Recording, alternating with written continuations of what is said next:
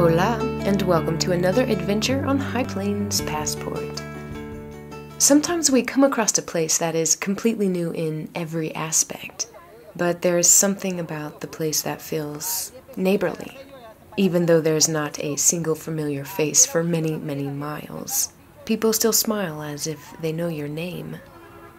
So peacefully progressive this community appears that never in a million years could I have guessed Esteli was once a battleground.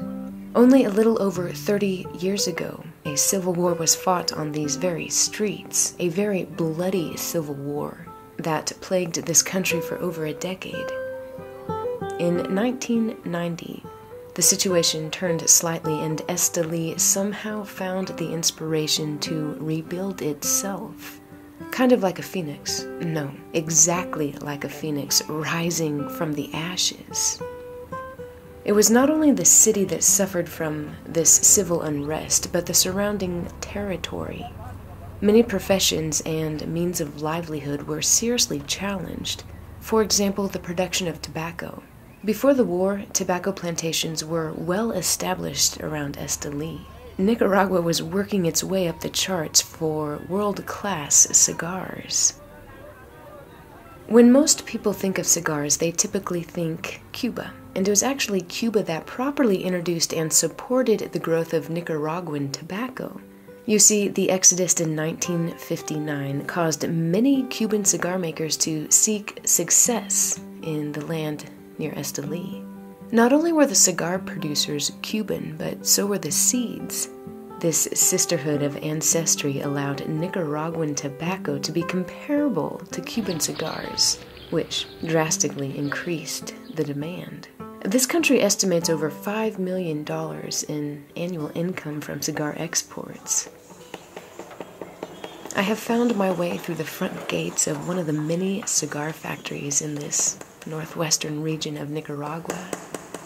A factory in a third world country. I know that sounds silly, but come on. What image is in your head? I'm sure the visions in your head are nowhere near ideal. Overworked and underpaid.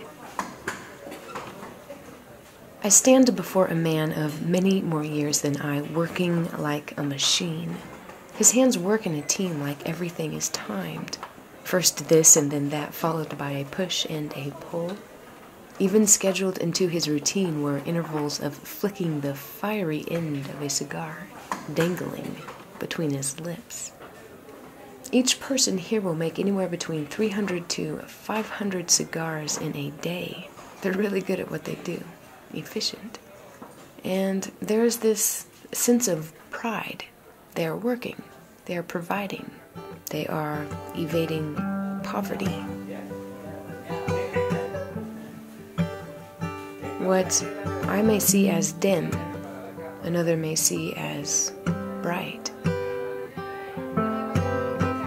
There is a room full of women sorting and stacking tobacco leaves.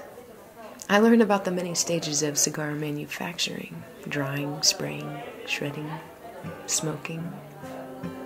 There is something about a cigar, so they say, something sophisticated, something sweet, as if it were impossible to smoke a cigar and not for a few moments relish in being alive.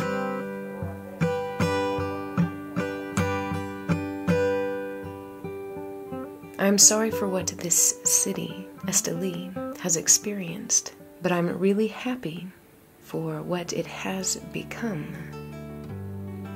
High Plains Passport is written and produced by Valerie Smith, music from Jose Gonzalez and myself. Many thanks to the Garden City Recreation Commission, making the world a better place one person at a time.